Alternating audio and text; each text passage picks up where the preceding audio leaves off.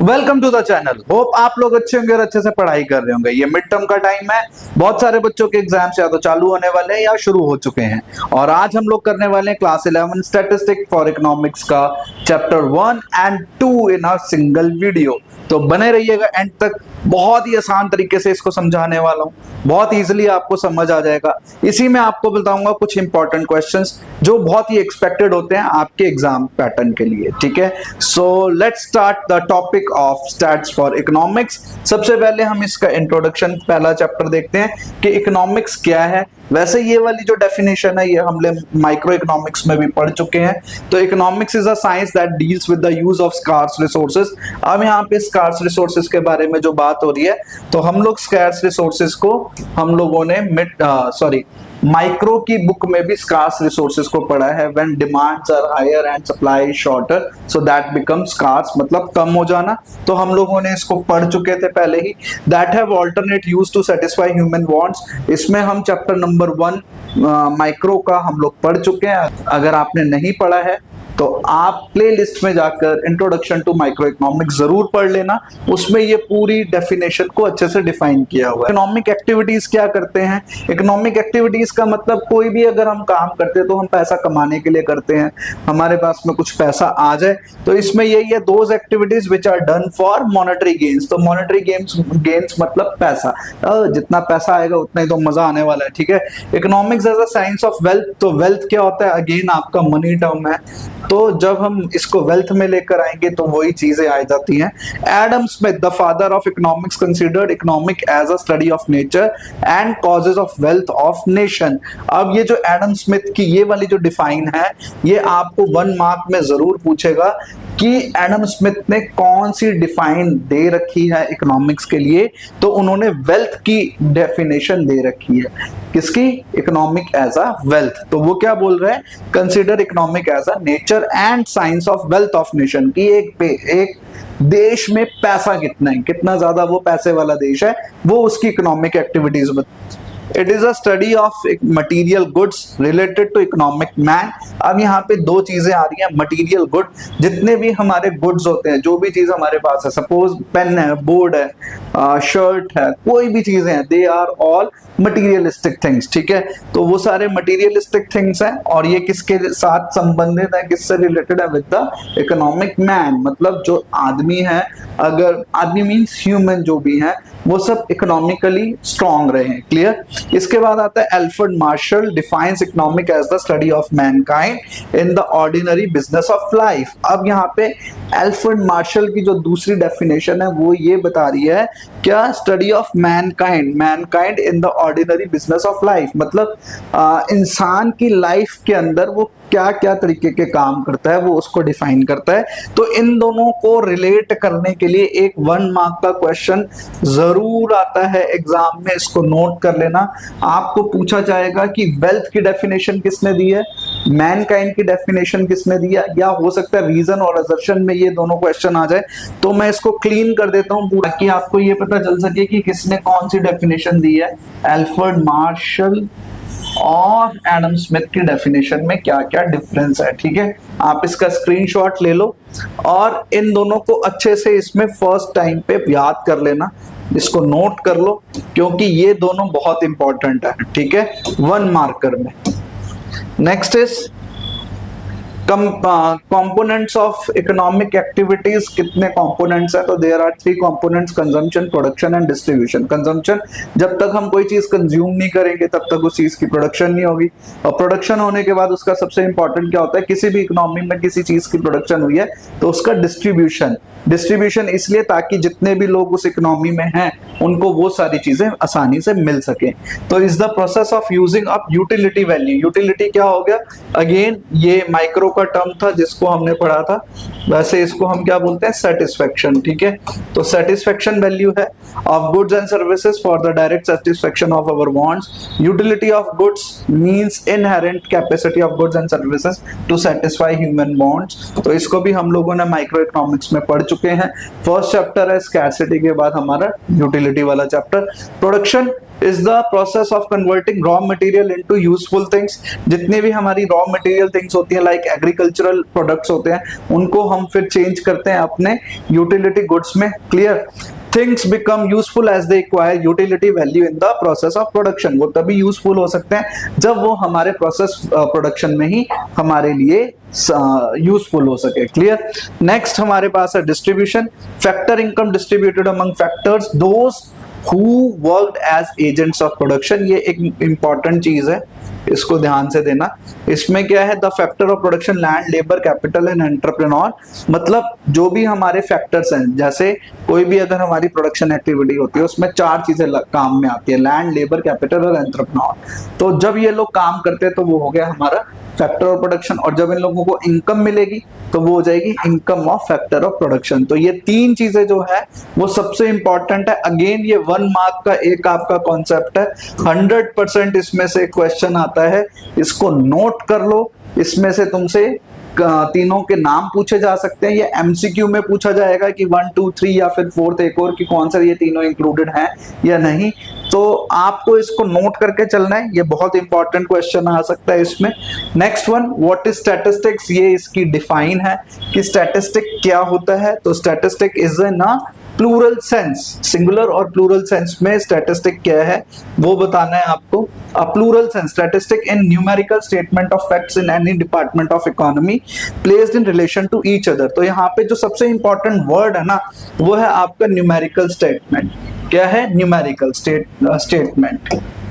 ठीक, तो जब भी हम स्टैट्स की बात करते हैं तो वो न्यूमेरिकल फॉर्म में आता है, such as population stats, employment stats या पब्लिक एक्सपेंडिचर, कितना पैसा खर्च हो रहा है, कितनी हमारी पॉपुलेशन है, कितनी हमारी इनकम है, वो सब किस में आता है? न्यूमेरिकल फॉर्म में। और जो भी डेटा न्यूमेरिकल फॉर्म में आ रहा है उसको हम क्या बोलते हैं? Stats. Clear? Features of stats in the plural sense, हमने दोनों पढ़ना है, सिंगुलर एंड प्लूरल। अभी हम प्लूरल की तरफ ध्यान देते हैं। तो एग्रीगेट फैक्ट्स, एग्रीगेट फैक्ट्स का मतलब होता है एवरेज। कुछ ऐसे फैक्ट्स हैं जिसकी हम एवरेज निकाल कर चलते हैं। ठीक है?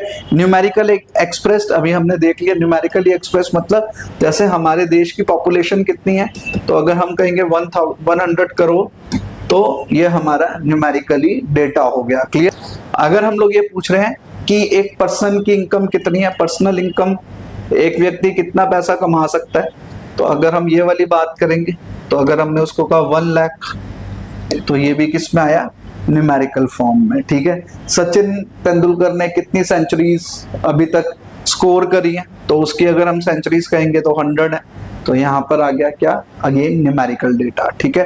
प्री डिटरमाइंड ऑब्जेक्टिव, हमारे को ये पता होता है कि हम किस चीज के बारे में डेटा कलेक्ट करने वाले हैं। जैसे अगर हम स्पोर्ट्स के लिए करेंगे कि इंडिया ने इस ओलंपिक में कितने मेडल जीते, तो ऐसा तो नहीं कि हम क्रिकेट की चीजें दे देंगे, नहीं ना। तो ये प्री ऑब्जेक्टिव होता है कि हमको ये पता होना चाहिए कि किसके लिए हम डेटा कलेक्ट कर रहे हैं, स्पोर्ट्स का कर रहे हैं, इनकम का कर रहे हैं या किस चीज का कर रहे हैं, तो ये हमें पता होना चाहिए। नेक्स्ट है कलेक्टेड इन सिस्टमेटिक मैनर। ये बहुत इंपॉर्टेंट है, कोई भी डेटा सिस्टमेटिकली होना चाहिए, ये नहीं अनसिस्टमेटिकली भाई यहाँ से उठा लो वहां से उठा लो, नहीं, उसका एक सिस्टम होता है। Clear? Mutually related and comparable और मल्टीप्लिसिटी ऑफ द कॉजेस, मतलब ये दोनों जो चीजें हैं ना, ये अभी हम आगे फोकस करेंगे कि कैसे इन लोगों पे काम होता है कि कोई भी अगर हम डेटा ले रहे हैं तो वो कंपेरेबल होना चाहिए कि हम उसको कंपेयर कर सकें। ठीक है? सपोज अगर हम लोग ये बात करके चल रहे हैं कि इंडिया ने कितने मेडल्स इस बार जीते हैं ओलंपिक्स में। ठीक है? तो इंडिया इन ओलंपिक 2024 ओलंपिक्स, सही है। तो यहाँ पे अगर इंडिया ने सपोज 7 मेडल्स जीते। क्लियर? अब इसमें कौन कौन से मेडल हैं, गोल्ड कितने हैं, सिल्वर कितने हैं, आपके ब्रॉन्ज कितने हैं। ठीक है? अगर हम इसको कंपेयर करेंगे प्रीवियस ओलंपिक के साथ, 2020 में कितने हुए, सपोज 8 हुए। ठीक है? तो उसमें भी हम ये कंपैरिजन कर सकते हैं। सो that is called comparable. Clear? Multiplicity of causes, अब इसके पीछे बहुत सारे कॉजेज हो सकते हैं। कॉजेज कैसे कि अगर सपोज इस बार 7 मेडल्स आए हैं और पहले 8 मेडल आए थे, तो इन दोनों के बीच में हम कंपेयर कर सकते हैं कि भाई ये क्यों ऐसा हुआ, तो हम उसको कंपेयर कर रहे हैं। और अगर कोई चीज ऊपर नीचे हो रही है, कोई बढ़ गई या घट गई, तो उसके पीछे बहुत सारे रीजन हो सकते हैं। तो डेटा जो होता है वो हमारे को एक स्टडी, फर्दर स्टडी के लिए तैयार करता है कि ऐसा क्यों हुआ। क्लियर? नेक्स्ट इज जब हम सिंगुलर सेंस में आते तो सिंगुलर सेंस में ये 5 चीजें बिल्कुल ध्यान में रख के चलना है कि सबसे पहले हम क्या करते हैं, collection of data, presentation of data, analysis and interpretation of numerical data. collection of data आपका stats का चैप्टर नंबर 2 हो गया। presentation of data आपका जितने भी टैली बार्स के जो भी चैप्टर हैं वो आएंगे, प्लस आपका पाई चार्ट वाला चैप्टर आएगा। ठीक है, तो यहां तक तो हमारे प्रेजेंटेशन हो गए क्लियर। जब हम एनालिसिस एंड इंटरप्रिटेशन करते हैं तो यहाँ पे हमारे आ जाते हैं मीन, मीडियन, मोड, और जितना आगे हम लोग आगे बढ़ते जाएंगे स्टैट्स में तो उसके फर्दर चैप्टर्स इन बाकी में आते हैं।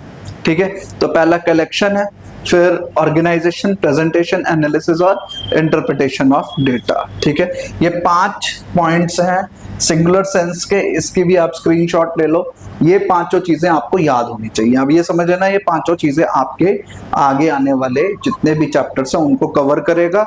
तो नेक्स्ट जैसे हमारे पास stages of statistical study and related statistical tool, जैसे स्टेज 1 में हम कलेक्शन ऑफ डेटा कर रहे हैं तो सेंसस और सैंपल टेक्निक, ये आपका चैप्टर नंबर 3 आएगा। फिर ऑर्गेनाइजेशन ऑफ डेटा, यहाँ पे जैसे मैंने ऊपर भी बताया, पहले भी बताया है, टैली बार्स प्लस जितने भी आपके चार्ट्स है, पाई चार्ट्स वगैरह वो सब आ जाएंगे। प्रेजेंटेशन में भी टेबल, ग्राफ एंड डायग्राम आएगा। तो यहाँ तक तो बहुत इजी है, पूरी की पूरी स्टैट्स है वो बहुत इजी है, इसके अंदर सिर्फ आपको प्रेजेंट करके दिखाना है। इसके बाद जब हम एनालिसिस ऑफ इंटरप्रिटेशन पर आ जाते हैं तो यहाँ आपका मीन, मीडियन, मोड शुरू हो जाता है और इसके बाद आपके एवरेज है, बहुत सारी आगे स्टैंडर्ड डेविएशंस हैं, तो रैंकिंग है, जो कोरिलेशन ऑफ डेटा एक चैप्टर आएगा। तो जैसे जैसे हम आगे बढ़ते जाएंगे वो सारे चैप्टर्स वहां पे कंटिन्यू होते जाते हैं। ठीक है, अब आता है scope of statistics. Scope of statistic, तो नेचर ऑफ स्टैटिस्टिक हमें पता होना चाहिए, लिमिटेशन ऑफ स्टैटिस्टिक और सब्जेक्ट मैटर ऑफ स्टैटिस्टिक। तो अभी हम सब चीजें पढ़ने वाले हैं। सबसे पहले क्या आएगा, लिमिटेशन। सिर्फ लिमिटेशंस में इसमें एक चीज ध्यान रखना, ये बहुत शॉर्ट नोट्स में बता रहा हूँ, इसमें आपको स्टेट करने के लिए आएगा क्वेश्चन, जो भी आएगा इसमें स्टेट करने के लिए आएगा। स्टेट का मतलब होता है आपको सिर्फ उसके पॉइंट्स लिखने हैं, उसको एक्सप्लेन नहीं करना। ठीक है, तो सिर्फ हमारे को लिमिटेशंस में क्या देखना, ये न्यूमेरिकल फैक्ट्स बताता है। स्टडी ऑफ एग्रीगेट्स, जहां पर भी ये वर्ड आता है एग्रीगेट, इसका मतलब होता है ये सिर्फ किसके बारे में बता रहा है, एवरेज के बारे में। Results are true only on average, तो वही बात है, सेकंड और थर्ड पॉइंट एक जैसा है। विदाउट रेफरेंस रिजल्ट्स में प्रूव टू बी रॉन्ग, क्योंकि अगर हम रेफरेंस नहीं देंगे, जैसे अगर मैं बात कर रहा हूँ इंडिया की पॉपुलेशन कितनी है तो हमें एग्जैक्ट डेटा चाहिए होता है। जैसे अगर हम कहें कभी 140 करोड़ है तो एग्जैक्ट कितना है वो आपको बताना है।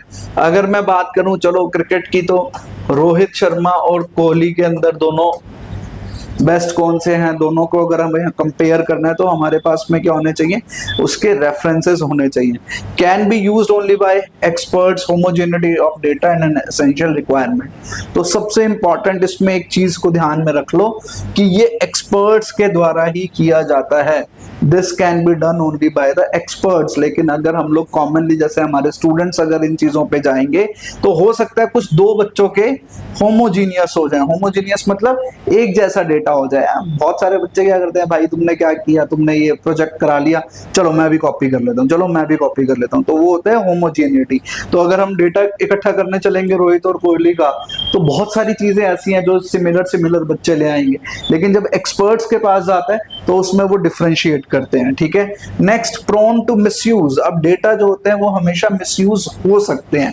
इसकी एक सिंपल सी कहानी क्या हो सकती है, जैसे अगर हम बात करते हैं रोड एक्सीडेंट्स इन दिल्ली, रोड एक्सीडेंट्स इन दिल्ली, ठीक है, अगर यहाँ पर दिल्ली में कितने रोड एक्सीडेंट्स हो रहे हैं, किसी ने कहा भाई हर साल कम से कम 800 पर ईयर रोड एक्सीडेंट्स हैं। ठीक है, अगर ये नंबर बहुत ज्यादा है तो कुछ एजेंसीज क्या करेंगी, इसके ऊपर मैनिपुलेट करते हैं। क्या करते हैं, मैनिपुलेशन मतलब अपने अकॉर्डिंगली डेटा को चेंज कर देंगे। हो सकता है वो इसमें कह दे नहीं जी ये तो गलत है, ये तो 500 है। ठीक, तो ये क्या हो गया, मिसयूज हो गया, हमने कुछ और दिया था डेटा, मिला कुछ और, तो ये हमारे लिमिटेशंस हैं। ठीक है, तो नेक्स्ट आगे बढ़ते हैं। अब आता है हमारा इंपॉर्टेंस ऑफ स्टैटिस्टिक, क्या क्या इंपॉर्टेंस है स्टैटिस्टिक, कहाँ कहाँ पे हमारे काम आता है। सबसे पहले मैं कहूंगा कि आप इसका स्क्रीनशॉट ले लो, इसको फिर समझाता हूं मैं, क्योंकि बहुत छोटे से हैं, कुछ भी इसमें है नहीं, सिर्फ इसके जो है ना, अगेन मैं क्या बता रहा हूँ, इसको स्टेट करने के लिए आएगा, स्टेट करने का आएगा, तुम्हारे को एक्सप्लेन करने का नहीं आएगा। 3 नंबर का क्वेश्चन है ये, 3 मार्क्स का, और 3 मार्क्स का जब हमें आंसर लिखना होता है तो वो 30 to 40 वर्ड्स में, और अगेन एक एक पॉइंट एक एक नंबर का है, 3 पॉइंट्स तुम्हें पूछे जाएंगे और स्टेट करने के लिए पूछे जाएंगे, ठीक है। तो पहला क्या है, quantitative expression of economic problem. तो यहाँ पे एक चीज को ध्यान रखो, ये क्या है, क्वांटिटेटिव मतलब हो गया न्यूमेरिकल। अगर आप यहाँ पे न्यूमेरिकल भी लिख दोगे तो भी सही रहेगा, ठीक। क्वालिटी पे नहीं जाता, स्टैट कभी भी क्वालिटी पे नहीं जाएगा, समझ रहे हो मेरी बात। क्वालिटी ये अच्छा है, ये बुरा है, ये स्वाद नहीं है, ये बेकार है, इस पे नहीं जाएगा, उस किस पे जाएगा, नंबर फॉर्म पे, क्लियर। नेक्स्ट है हमारा इकोनॉमिक फोरकास्टिंग। फोरकास्टिंग मतलब होता है भविष्यवाणी, आगे के लिए, फ्यूचर के लिए। तो अगर जो भी चीज है वो हम क्या कर रहे हैं, फ्यूचर के लिए इकोनॉमिक फोरकास्टिंग। लाइक अगर हम लोगों ने अभी देखा भी हमारी जीडीपी ग्रोथ कितनी है, ठीक है, सपोज अभी जीडीपी ग्रोथ है 6.6 और हम लोग प्रोजेक्ट कर रहे हैं, आगे के लिए सोच रहे हैं कि हमारी जीडीपी ग्रोथ 7% हो जाएगी, so we are projecting that. So इसके लिए हमें इस चीज को सपोर्ट करने के लिए we require some data, clear. तो हमें वो डेटा चाहिए, ठीक है। ऐसे इकोनॉमिक फोरकास्टिंग हो गया, जैसे एट प्रेजेंट हमारी इकोनॉमी जो है वो 3 to 4 ट्रिलियन डॉलर पे चल रही है, लेकिन गवर्नमेंट का एक फोरकास्ट है कि 2025 में we are going to be 5 trillion dollar economy. So that is forecasting, for that we require some data. Next is construction of economic theories of economic models. बहुत सारी थ्योरीज आती रहती हैं, इकोनॉमिक मॉडल्स आते रहते हैं, तो उसके लिए भी we require some stats. Working out cause and effect of relationship, that is very important. अब यहाँ पे ये क्यों इंपॉर्टेंट है, अगर आप देखो आपका पॉपुलेशन, इसकी वजह से 2 प्रॉब्लम समझ लो इंक्रीज होती हैं। एक कौन सी, पॉवर्टी, ठीक है, और एक हो गई आपकी अनएम्प्लॉयमेंट, ठीक है। तो ये 2 हमारे पास कॉज है, ये 2 कारण है, और इनकी समस्या क्यों आ रही है, because of rise in population. तो ये हमारे को जानना पड़ेगा कि कितनी पॉपुलेशन बढ़ी, कितनी पॉवर्टी रेंज हुआ, कितना हमारा अनएम्प्लॉयमेंट बढ़ रहा है। तो इसीलिए क्या होता है कि हर 3 महीने, आफ्टर एवरी 3 मंथ्स या आफ्टर एवरी 6 मंथ्स हमारी जो गवर्नमेंट है वो अपने डेटा को रीचेक करते हैं बार बार। उसके लिए बहुत सारी एजेंसीज हैं जो काम करती रहती हैं पॉवर्टी के लिए, एम्प्लॉयमेंट के लिए, तो ताकि उनको रिलेटेड डेटा मिल सके और वो कॉज और प्रॉब्लम को अच्छे से समझ सकें। फॉर्मुलेशन ऑफ पॉलिसीज, जब ये काम हो जाएगा तो वो अपनी पॉलिसीज भी कर लेंगे, और इसीलिए हमारा इकोनॉमिक इक्विलिब्रियम भी रहेगा कि हमारे ना महंगाई हो, ना ऐसी कंडीशन आ जाए कि हम भुखमरी वाली कंडीशन पे चले जाएं। तो सारी इकोनॉमीज को ये 6 चीजों को फॉलो करना होता है। अगर कोई इकोनॉमी इसमें किसी स्टेप पे फेल हो जाती है तो बहुत सारी इकोनॉमीज ऐसी हैं जो डाउन चली गई हैं, ठीक है। बहुत सारी ऐसी इकोनॉमीज हैं जहां पर महंगाई या तो बहुत ज्यादा आसमान तक पहुंच गई, भाई इतना पैसा खर्च करना पड़ रहा है कि लोगों की जरूरतें पूरी नहीं हो रही, और कुछ ऐसी इकोनॉमीज हैं जिन्होंने कुछ ऐसे कॉजेज और इन सब चीजों पे काम नहीं किया तो उनकी इकोनॉमी में भुखमरी हो गई है, ठीक है, हंगर। नेक्स्ट इज, अब यहां तक जो अभी तो यहां तक हमारा चैप्टर 1 हो जाता है, जिसमें हमें इंपॉर्टेंस, लिमिटेशन और स्टैट्स के बारे में पता चलता है, क्लियर। अब हम चलते हैं नेक्स्ट टॉपिक पर, जो है हमारा कलेक्शन ऑफ डेटा। ये बहुत आसान सा चैप्टर है, कुछ भी नहीं है, 2-4 चीजों में आपको ये पूरा कवर हो जाएगा, ठीक। तो collection of data is the first important aspect of statistical survey. अब ये देखने की बात है कि भाई अगर हमें डेटा लेना है, बेसिकली डेटा को कलेक्ट करना है, जैसे अभी हमने बात करी रोहित और कोहली के लिए डेटा चाहिए, मेरे को ये पता करना है किसने टेस्ट मैच खेले, किसने कितनी सेंचुरीज मारी, डबल सेंचुरी कितने मारी, सिक्सर्स कितने लगाए, फोर्स कितने लगाए, तो that is so much of data. अब वो डेटा कहां से ले, हम डायरेक्टली जाए कोहली के पास, भाई साहब मेरा जो है प्रोजेक्ट है, भाई आपका तो इंटरव्यू चाहिए, मेरे को तो आपके साथ पॉडकास्ट करना है, लेकिन वहां तो आप बात कर रहे हो, आप डेटा थोड़ा ना रिकॉर्ड कर रहे हो, क्लियर। नहीं तो कुछ बच्चे कहेंगे अरे यार पागल है क्या भाई, कितना टाइम लगाएगा, कोहली कोई तरह से मिलने वाला है, है ना, क्योंकि विराट कोहली तो बड़ा फेमस बंदा है, तो आप कैसे मिलोगे उनसे? तो आप क्या करोगे, चलो जी गूगल करते हैं, ठीक है, कुछ सर्च इंजन पे जाते हैं, कहीं ना कहीं से मैगजीन कलेक्ट करके लाते हैं। तो हमारे पास डेटा कलेक्ट करने के बहुत सारे सोर्सेज हैं। अब हम उन्हीं सोर्सेज के बारे में जानने की कोशिश करते हैं। तो डेटा क्या है? Information which can be expressed in number. Again वही बार बार नंबर की बात आ रही है। तो सबसे पहले क्या आता है, बेसिस ऑफ दो तरीके के हैं दोबारा से। तो सबसे पहले हमें ये देखना है कितने तरीके के डेटा है, प्राइमरी और सेकेंडरी टाइप ऑफ डेटा। अब इन दोनों में क्या फर्क आ रहा है? तो प्राइमरी का मतलब होता है जो डायरेक्ट आप खुद जाकर किसी से बात करके आ रहे। प्राइमरी मतलब मैं खुद गया, ठीक है, मैं खुद जाके पूछ कर आ रहा हूं कि भाई क्या है डेटा। तो these are the original data, मैंने किसी की कॉपी नहीं करी, मैंने खुद जाके डेटा को कलेक्ट किया, ठीक है। एक्सपेंडिचर बहुत ज्यादा होता है प्राइमरी डेटा में, क्योंकि किस चीज का, जब भी हम एक्सपेंडिचर की बात करेंगे तो दो तरीके से होगा, टाइम और मनी, समय और पैसा। तो more time, more money and labour is required. Precautions, more precautions are required while collecting these data. और editing, no need of editing for these data, क्योंकि आपने खुद ही जाके कलेक्ट किया है, बंदे ने खुद जाके, प्राइमरी सोर्स ने खुद जाके पूरा डेटा कलेक्ट किया। सेकेंडरी में क्या है, ये ओरिजिनल नहीं है, ये किसी और द्वारा, किसी के कोई और था जिसने इस डेटा को कलेक्ट किया, हमने तो सिर्फ कॉपी पेस्ट किया, ठीक है। नेक्स्ट इज लेस टाइम, क्योंकि कुछ नहीं करा, घर बैठे सर्च इंजन पे टाइप किया, चल भाई डेटा दे, एआई से पूछा, ला भाई डेटा दे, सब कुछ डेटा आपके पास आ गया, बिना कोई टाइम लगाए, बिना कोई पैसा लगाए। Less precaution is required while collecting this data. क्यों प्रिकॉशंस नहीं लेना पड़ेगा? क्योंकि ऑलरेडी आपके पब्लिश्ड है या आपने कहीं से उठाया है, ठीक है।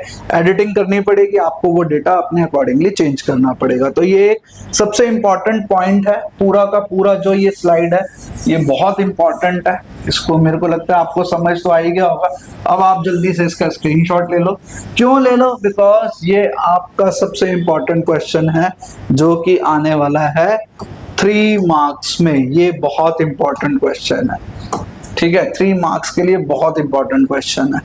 नेक्स्ट, इनडायरेक्ट ओरल इन्वेस्टिगेशन क्या हुआ कि मैंने अगर किसी बंदे की इंक्वायरी करनी है, ठीक है, मैं डायरेक्टली उसके पास नहीं जाऊंगा, मैं किसी और के पास जाऊंगा कि भाई आप बताइए कि वो बंदा कैसा है, क्या काम करता है, कितने पैसे कमाता है, कैसा उसका रहन सहन है। तो वो होता है आपका इनडायरेक्ट ओरल इन्वेस्टिगेशन। अब इनडायरेक्ट ओरल इन्वेस्टिगेशन में या तो एक ही बंदे की आप पूछ सकते हो, ठीक है, पूरी कथा पूछ लो, या अगर उसके पूरे फैमिली के बारे में आपको डिटेल चाहिए तो आप उसके पूरी फैमिली के बारे में डिटेल ले लो, वो भी किसी एक बंदे से, ठीक है। सपोज मेरे को आपके या किसी के एक फैमिली मेंबर की, सारी फैमिली मेंबर्स की रिपोर्ट चाहिए, तो मैं सबको नहीं बुला रहा, मैंने कहा यार कोई नहीं, एक बंदा आ जाओ और अपनी अपनी सारी डिटेल उनसे ही पूछ लो, ठीक है। तो दैट इज इनडायरेक्ट इन्वेस्टिगेशन। तो इसमें क्या है, is method by which information is obtained not from the person regarding whom the information is needed। उससे हम नहीं पूछ रहे जिसके लिए हमें, जिसकी इंफॉर्मेशन हमें चाहिए, हम डायरेक्ट उससे नहीं पूछ रहे, हम दूसरे बंदे से पूछ रहे हैं। It is collected orally from other person who are expected to possess the necessary information। बल्कि मैं दूसरे से पूछ रहा हूं जो कि उसके बारे में सारी इंफॉर्मेशन जानता है। तो इसमें सबसे इंपॉर्टेंट क्या हो जाएगा, मेरिट, वाइड कवरेज है, सिंपल है, expert opinion, free from bias, less expensive. और डीमेरिट है, लेस एक्यूरेट, एक्यूरेसी नहीं होगी क्योंकि हो सकता है वो गलत जानकारी देते। डाउटफुल कंक्लूजन, क्योंकि हो सकता है वो बायस होकर बात कर रहा है, भाई मेरे दोस्त से लड़ाई है, मैं उसके बारे में गलत इंफॉर्मेशन दे सकता हूं, ठीक है। तो ऑलमोस्ट आप जब ये मेरिट और डीमेरिट की बात आती है ना, तो ये ऑलमोस्ट जितने भी मेथड है सब में सेम है। तो अगर किसी के एक के भी आपको याद है तो आप नेक्स्ट में वो लिख सकते हो, बहुत सेम है, अभी आपको पता चल जाएगा। नेक्स्ट आगे देखते हैं। नेक्स्ट क्या है हमारा, इंफॉर्मेशन फ्रॉम लोकल सोर्सेज और कॉरेस्पॉन्डेंट, कि भाई एक पत्रकार महोदय गए, एक रिपोर्टर गए हैं और उन्होंने पूरे मोहल्ले की रिपोर्ट लेकर आ गए, ठीक है। तो एक ही बंदा खुद जा रहा है और सभी दूसरे बंदे से क्या कर रहा है, प्रेस रिपोर्टिंग करके पूरे मोहल्ले की प्रॉब्लम, पूरे एरिया की जो भी दिक्कत है उसकी क्या सोल्यूशन हो सकते हैं वो सब पूछ सकता है। तो the investigator appoint local correspondent at different places, they collect information in their way and furnish the same to the investigator, और फिर वो अपनी रिपोर्ट लाकर उनको देते हैं, ठीक है। मेरिट क्या है, again economical continuity, wide coverage, suitable for special purposes. Demerit क्या है, लॉस ऑफ ओरिजिनलिटी, यूनिफॉर्मिटी नहीं है, एक्यूरेसी नहीं है, पर्सनल बायस है और डिले इन कलेक्शन। तो मतलब यहाँ पर क्या है कि मेरिट में अगर हम देखते हैं तो इकोनॉमिकल है, क्योंकि एक ही बंदे को नहीं जाना, वो अलग अलग सोर्सेस से ले सकता है। कॉन्टिन्यूटी है, लगातार खबर आ जाएगी, बहुत सारे लोगों से जल्दी समय में हो जाएगा। और लॉस ऑफ ओरिजिनलिटी, क्योंकि अगर मैं एक ही बंदे से पूरे एरिया की कवर करवा रहा हूँ तो हो सकता है कि उसका जो रिपोर्टिंग का तरीका है वो थोड़ा सा गलत हो, या कुछ भी इस तरीके से काम हो सकता है। ठीक है, next one is information through questionnaire and schedules. ये बहुत इंपॉर्टेंट है, ये आपको जरूर आएगा ये वाला क्वेश्चन, तो कि इंपॉर्टेंट क्वेश्चंस कैसे निकाल सकते हैं क्वेश्चनेयर के थ्रू। अब पहले ये होता था, अभी क्वेश्चनेयर क्या आता है, जैसे आपने कभी कोई चैनल चलाओ, सपोज यूट्यूब चलाओ, तो वहां पर आपको एक सर्वे आता है। ठीक है, आप कितनी देर तक वो यूट्यूब चैनल देखते हो, आपको कौन सा कंटेंट अच्छा लगता है। तो आजकल क्या आ रहा है, ये सब चीजें ऑनलाइन आ रही हैं। ठीक है, पहले क्या होता था कि हमें लेटर पोस्ट करने पड़ते थे कि भाई जाओ, आपने 10 बंदों को लेटर डाल दिया कि भैया आप बताएं आपको हमारा प्रोडक्ट कैसा लगा, आपको यही चीजें कैसे पसंद आ रही हैं, आप कितने सेटिस्फाइड हैं। तो दैट इज कॉल्ड क्वेश्चनेयर। अब ये मेलिंग क्वेश्चनेयर्स हैं, are mail to the respondent, a letter is attached with the questions giving the purpose of inquiry. एक लेटर डाल दिया साथ में कि भाई हम ये सवाल इस वजह से पूछने वाले हैं। द रिस्पोंडेंट मतलब हो गया जैसे कि आपके पास गया तो आप हो गए उसके रिस्पोंडेंट, नोट द आंसर्स, और वो आंसर्स उस क्वेश्चन के सामने लिखेगा। Return the completed questions to the investigator, और वापस फिर वो उस बंदे की ड्यूटी हो जाती है। जैसे मेरे पास लेटर आया, मैंने पूरे क्वेश्चनेयर भरा, फिर मेरे आंसर्स थे। ठीक है, तो ये अब थोड़ा सा डिसकंटिन्यू हो गया just because of online thing, पहले ये हुआ करता था। ठीक है, अब इसके एडवांटेजेस और डिसएडवांटेजेस क्या हैं। लीस्ट एक्सपेंसिव है, only method to reach remote areas. पहले सिर्फ यही था कि प्रेस रिपोर्टर जा नहीं सकता, बंदा जा नहीं सकता, तो रिमोट एरिया कौन से हो गए, विलेज एरियाज। विलेज एरियाज के लिए सबसे बेस्ट था कि वहां जाके डाक खाने में दे दो, वो अपने लोकल जो पोस्टमैन है वो डाल देगा।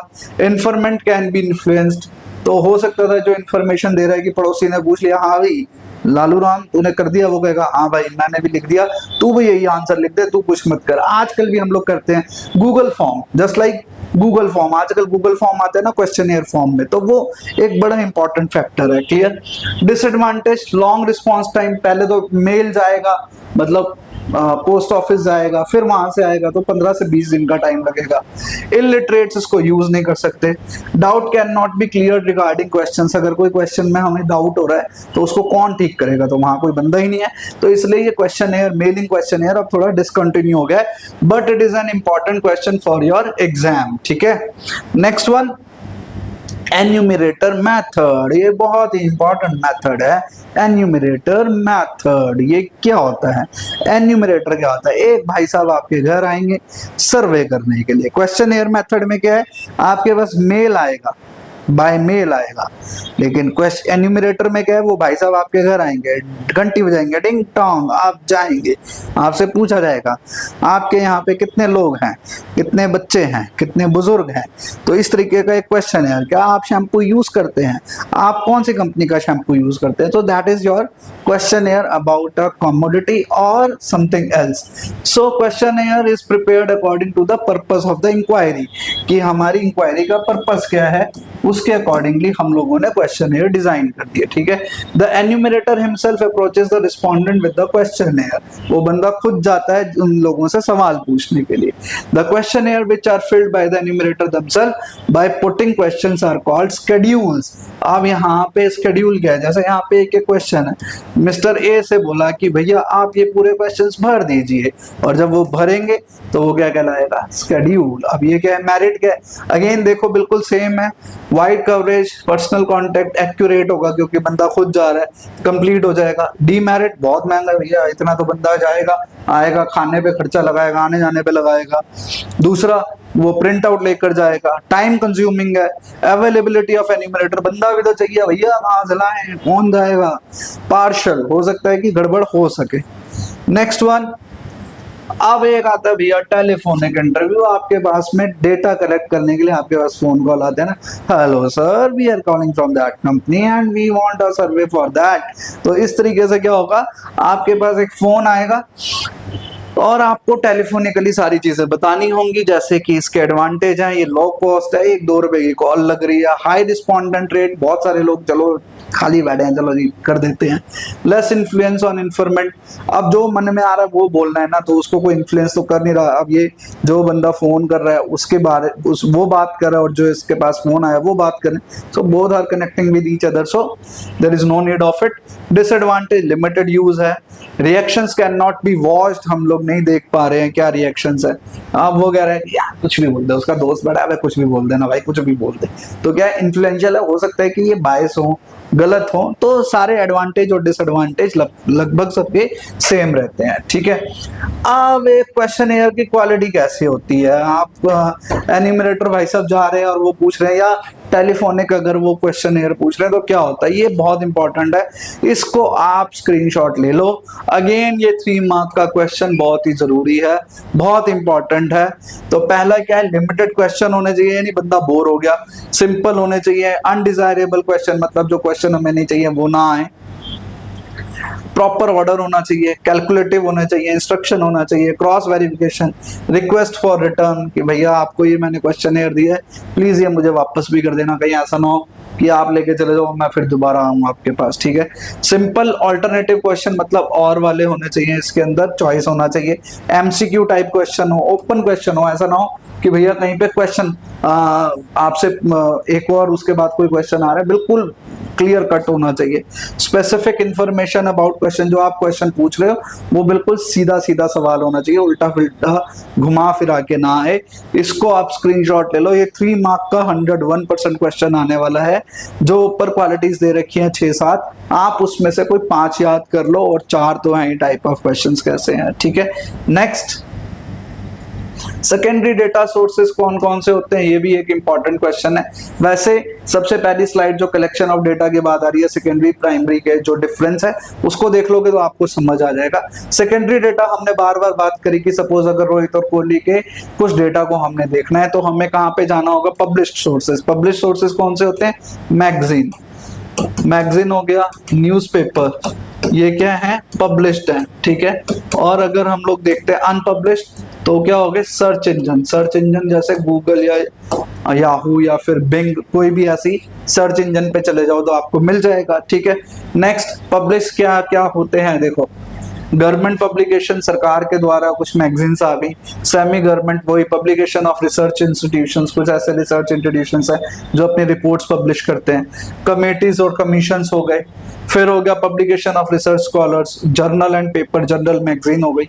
इंटरनेशनल पब्लिकेशंस, तो अगेन ये 7-8 हैं, इनका आप स्क्रीनशॉट ले लो, कोई भी 4 याद कर लो बहुत है। वही अगेन ये वाला जो क्वेश्चन है ये भी 3 मार्क्स में है, ठीक है, इससे ज्यादा इसकी वैल्यू नहीं है, 3 मार्क्स सफिशिएंट होते हैं। इसमें आपको सिर्फ नाम लिखने के लिए आएंगे, इनको एक्सप्लेन करने के लिए नहीं आएगा। अब बिल्कुल लास्ट पे चलते हैं। अनपब्लिश्ड सोर्सेज क्या है, are as well these data are collected by the government organisation and others generally for their self use और for office record. These are not published. These unpublished numerical information may however be used as secondary data. अब इसमें क्या होता है, ability of the collection organization, इसमें problem क्या आती है जब हम सेकेंडरी डेटा को लेते हैं, तो प्रॉब्लम क्या आती है कि भाई जो सामने वाला बंदा है जिसने ये डेटा कलेक्ट किया है तो उसने क्या सोच के ये डेटा कलेक्ट किया था वो हमें नहीं पता चलता है। ऑब्जेक्टिव क्या था, अब हमारा क्या ऑब्जेक्टिव है और उनका ऑब्जेक्टिव क्या है डेटा को कलेक्ट करने का, वो सेम नहीं हो सकता, ठीक है। जैसे अगर मैंने बात करी थी कि भाई दिल्ली में एक्सीडेंट्स क्यों कितने हो रहे हैं, तो क्या पता सामने वाला ये सोच के कह रहा है कि दिल्ली में एक्सीडेंट के समय कितनी डेथ होती है, मेरे को सिर्फ क्या लेना है, दिल्ली में रोड एक्सीडेंट्स कितने हो रहे हैं, ठीक है। तो दोनों में फर्क हो गया ना, वो डेथ को भी कवर कर रहे हैं, हम लोग उसको कवर नहीं कर रहे। तो यहाँ पे objective and scope of data में डिफरेंसेस हो सकते हैं। Time and condition of collection, right now we are in 2024, but जो वो रिपोर्ट है जिसको हम कॉपी कर रहे हैं वो कब पब्लिश हुई है, अगर वो 2 साल पहले हुई है, 2022 में हुई है, तो उस समय का डेटा और इस समय के डेटा में फर्क है। अगर मैं कहूँ भाई मेरे को 2020 का डेटा मैंने ले लिया कि उस समय दिल्ली में तो सिर्फ 100 डेथ हुई थी, अब ये कहोगे भाई 24 में इतनी हो रही है, नहीं, उस टाइम लॉकडाउन था तो लॉकडाउन में तो डेथ कम होंगी एक्सीडेंट की, लेकिन अब क्या है, डेथ रेट ज्यादा हो गया। तो ये दोनों का नेचर एंड स्कोप चेंज होता है, एक्यूरेसी नहीं हो सकती, मैं पहले बता रहा हूं, क्योंकि एक ही डेटा पे आप 10 वेबसाइट निकाल सकते हो और 10 की 10 वेबसाइट पर अलग अलग डेटा पब्लिश्ड होगा, ठीक है। मेथड ऑफ कलेक्शन उन्होंने कैसे किया, अगर वो सेम सेकेंडरी डेटा को कॉपी पेस्ट करके कर रहे हैं तो फिर वो भी गलत होगा। तो हमें नहीं पता चलता है कि वो प्राइमरी सोर्स ऑफ डेटा से ही ऑलरेडी कलेक्टेड है या अगेन सेकेंडरी को भी हम सेकेंडरी यूज कर रहे हैं, ठीक है। तो ये important sources of secondary data जहां से आप ये डेटा करेक्ट कर सकते हैं वो है सेंसस ऑफ इंडिया, जो कि पॉपुलेशन के लिए चेक करता है, ठीक है। ये 1 मार्कर क्वेश्चन है, इसको ध्यान से देख लो। और report of publication of national sample survey of India, ये वाली जो ऑर्गेनाइजेशन है ये हमारे पॉवर्टी, एम्प्लॉयमेंट और इन सब चीजों को चेक करती है। तो ये वाला यहाँ पर ये 1 नंबर में आएगा, ये वाला जो है अगेन 3 मार्क्स में, और ये वाला पार्ट आपका 1 मार्कर में रहेगा, ठीक है। तो होप आपको ये पूरा समझ आ गया होगा। इसमें अभी हमने चैप्टर 1 और चैप्टर 2 कवर किया है। नेक्स्ट क्लास में हम लोग सेंसस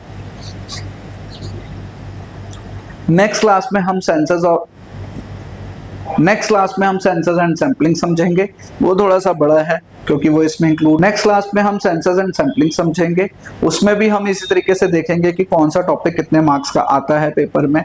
सो होप आपको ये पूरा अच्छा लगा होगा। अच्छा लगा हो तो सब्सक्राइब और शेयर जरूर करें, और हाँ, आप कमेंट लिखना ना भूलें।